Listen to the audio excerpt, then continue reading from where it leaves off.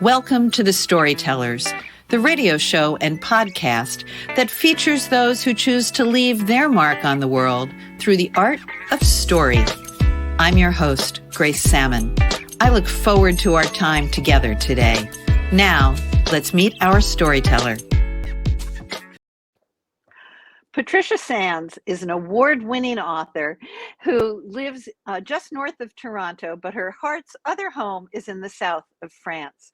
She's a voracious photographer, reader, and traveler, and is so delighted that the pandemic has finally abated enough to allow her to get back to her beautiful south of France, where she gets to lead at least once a year a 16-woman tour that goes on for 12 days of that beautiful part of our world. Patricia has written the award-winning novel that came out in 2010, which was her debut, The Bridge Club. 12 years later, it is still a book club favorite. She has written multiple books, all of which take place in the south of France, all of which are award winners. She is currently working on a novella, which is going to be part of a 9-book series. We'll talk about that. And she has just released this amazing new book called The Secrets We Hide. Patricia, thank you. What a beautiful cover. Hold it up. Thank you. So this is a brand new book for you. I had the very great privilege of reading the advanced reader copy, and I thank you for that. So before we talk about the book specifically, though, The Secrets We Hide, what is the secret to getting 7 books, I think it is, out in 12 years, plus additional writing? What is the secret to that, Patricia? Well, I don't really think there's a secret. And actually, this is book number 9. Now I'm more humbled. But some of those are novellas. Oh, so, they're only half as big. And I don't know. I mean, there really isn't a secret. You just start writing and keep writing. you are so prolific. You're one of the authors I reached out to, and you, by the way, are the first person who's ever been a return visitor on the Storytellers. So I wanted to thank you for that. You've had so much going on, but you're one of the authors I reached out to very early on to say, how do I live in this authoring world, and how do I make myself successful? And I loved your response to me, which I have a little note over my desk. And I think your comment to me, yes, I think your comment was something like, you work really, really hard for decades and then you become an overnight success. Yes. And I have to say that I can't take the credit for that quote, because I've heard it from several people through the years, who have written for years, and then all of a sudden put one book out there that just kind of got them right out there in the world. And I think that's it, but every once in a while you talk to somebody who has their debut novel and has taken them on a fantastic journey. So, well, I think our books definitely do that. Our books have taken us in places we could never, ever imagine. And that's one of the things I love about being an author. Your new book, The Secrets We Hide, takes all of your readers into a totally different direction. I have read it. I describe it as powerful, delightful, sad, impactful, uplifting, deeply human, and very, very different. Would you talk a little bit about The Secrets We Hide? I'd be happy to. The story itself actually started off as a novella about 8 years ago. And it was part of an Amazon Worlds project, and an author by the name of Toby Neal, who still writes wonderful books, had a series set in Honolulu. A female detective was her protagonist. And she invited other authors through this Amazon project to contribute stories about secondary characters. And the secondary character she invited me to write about was actually the father of her protagonist. So that was the first time that I met a Japanese male in his 60s who had grown up in Honolulu.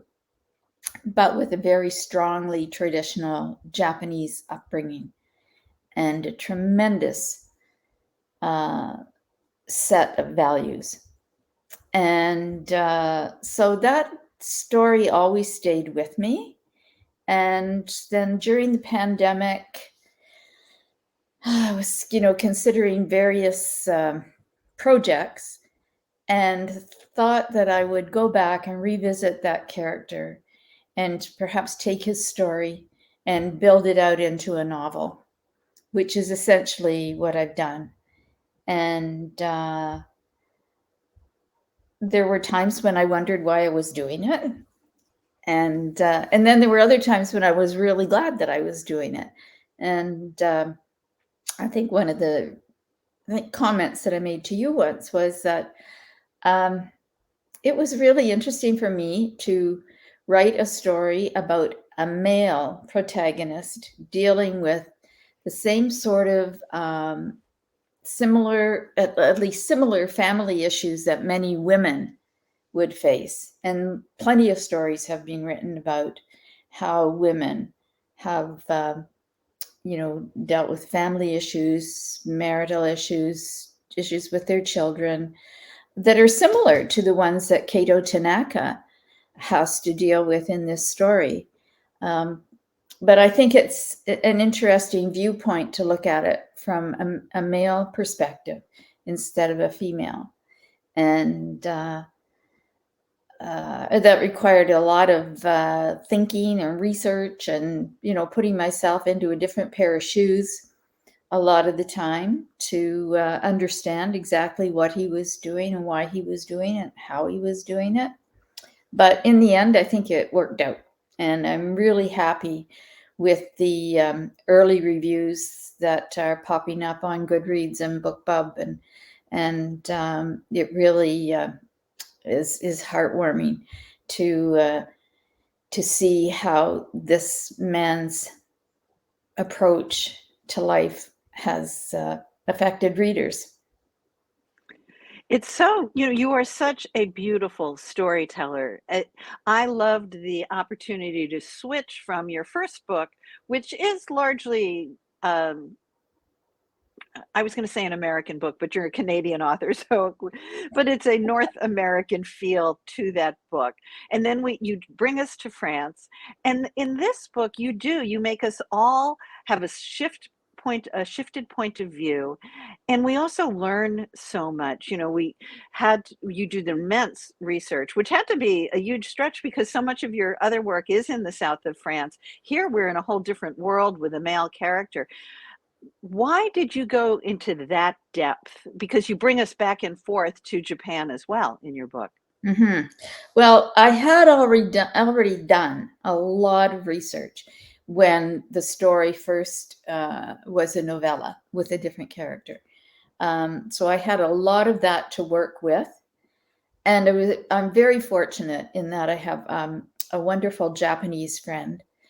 And she read along with me as I was writing. I'd send her, chunks of the manuscript. And she was a tremendous resource in terms of helping me understand a Japanese male perspective and also a lot of the very solid traditions of Japanese life. So I have her to thank for so much of the information and understanding that I was able to put into the story. And also, just coincidentally, she is also a PhD nurse on the particular topic of mental health. So she was like just this wonderful bonanza of knowledge, and could talk to me about how I was writing Hannah, his wife's personality, and her the challenges that she faced with the mental illness that she had, and which eventually really took over her life. And I also had another great resource in the author Barbara Claypole White, who has written several novels that feature characters with very strongly established mental health challenges. And so I spent a lot of time talking to Barbara to make sure that I was getting it right. I didn't want to write things about this woman's behavior that just were not possible. So she was a wonderful help in saying to me, no, you're right. That can happen. That does happen. It could happen in that family.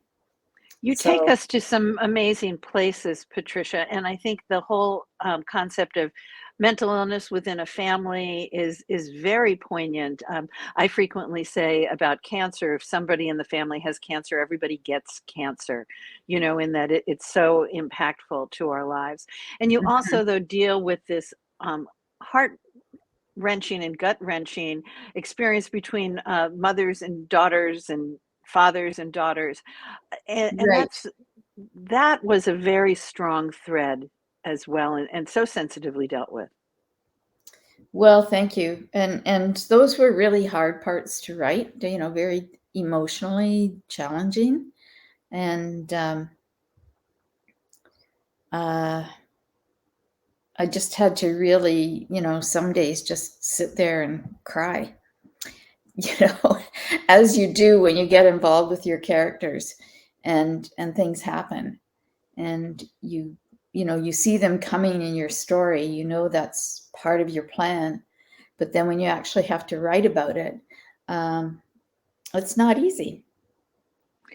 That was something I wanted to explore with you, because this seemed like a challenge, a stretch, a really demanding exercise that you want on. It doesn't feel like that as a reader. It is seamless and beautiful. But was this much harder for you to write? Yes, I think it was. I think it was the most challenging story that I've written. And I also have to thank my amazing editor, Tiffany Yates Martin, who I knew Tiffany through various author and reader groups, and I knew that she had done a lot of work for other author friends of mine and a lot of editing for Lake Union, through whom I've published 4 books. And so it was a challenge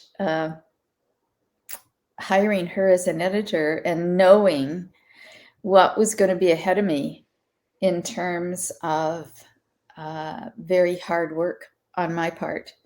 Um, and this is the beauty for authors of working with, good, reputable editors. You know that in the end, your work is going to be that much better because they're able to, take a different perspective as they dive into your manuscript and look at it and see what is needed and what is missing or what you have too much of, all of those things that when you learn that from them, can only improve the end product. It's both a humbling and an exciting process, I find. Very humbling. Yes. You find yourself kicking yourself at, how could you have done that? It was so obvious in your head, and it just doesn't come across on the page. Or they get into their red car and get out of their blue car. There's the things that we just don't see when we're in the moment. But I love how attached you are to Cato and his whole family. You bring us emotionally a whole range of places, and you also bring us right back to France, which I loved that you did it, um, because it connected me to the rest of your work. Why did you do it? Because it didn't have, you didn't have to go to France. No, no, I didn't. But you know me. If there's an opportunity to be there, I'm not going to miss it. And so it was a surprise to me that as I got to that part of the book, um, it was kind of a surprise to me that's that's where we ended up. Well, it was a surprise to me as well, but I absolutely loved it. And I thought, I'm glad it was a surprise to you because I thought, oh, I wonder if she's just trying to stay within her brand, if you will.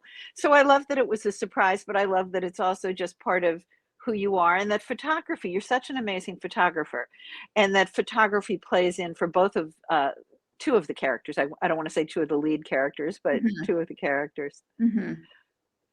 You did something too that I think is a stretch for authors. I know that in my own work, I write characters of different colors, different identities, and I use my beta readers to make sure I do that as authentically and honestly as possible. And it sounds like you did the same thing. Are you at all concerned about writing now in a culture that's not your culture or in a voice that isn't your voice?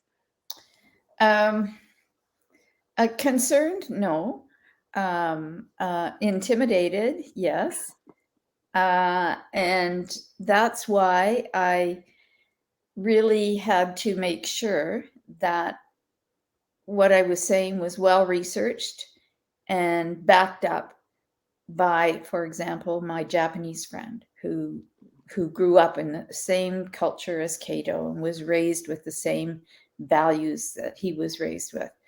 Um, and I mean, there may be some people who well, I mean, the thing is, I mean, we have women writing about Jack the Ripper. I mean, Right. they're not Jack the Ripper. They weren't out there, doing horrible things. They're not criminals. I mean, authors put themselves into the personas of every type of person that's out there when you think of all the literature that's been written. And so I think just knowing that there's, a very authentic commitment um, to getting things right Yes. is the most that we can ask of any writer. And I think that's very, very well said, Patricia. And also, how boring would it all be if all white women only wrote about white women, or all women over 60 only wrote about 60-year-olds, or all black African American male people only, it would just be a Mhm. very boring literary slice, I think. So Yes. I Yes. always appreciate when multiple facets of characters show up in books. So we have the wonderful The Secrets We Hide is out, and now you're working on your novella. Tell us a little bit about that and when that anticipates coming out. Mhm. Well, this was a really interesting project that I was presented with one day, and through Kay Bratt, actually, and Tammy Grace. And at first, I wasn't sure that I should do it because it was something very different from what I've ever written about before. And this is a series of 8 books. And the common link between each of the 8 stories, and they're all novellas, so about 200 pages, um, is that the story takes place on a ship. And it can be any kind of a ship. And so when I looked at the projected stories that were being proposed by the various authors, they stories were taking places on different types of cruise ships to the Caribbean, to Alaska, to Panama, and some other wonderful destinations. They're all going to be great stories, but nobody was writing about the Mediterranean. So, there was my link to France again. Sure. And I thought, "Ooh, okay, I can do that. That would be fun."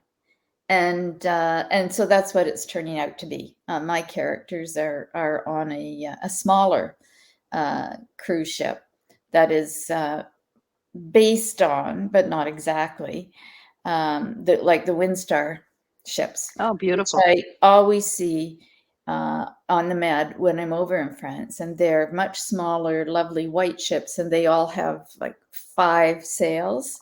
Very distinct. Yes, and And because they're smaller, they can go right into ports that the bigger ships cannot. I mean, they do access them by, anchoring outside and then going in on tenders, that sort of thing. But these ships can actually go into many of the small ports. So, I'm writing about areas that I know and love.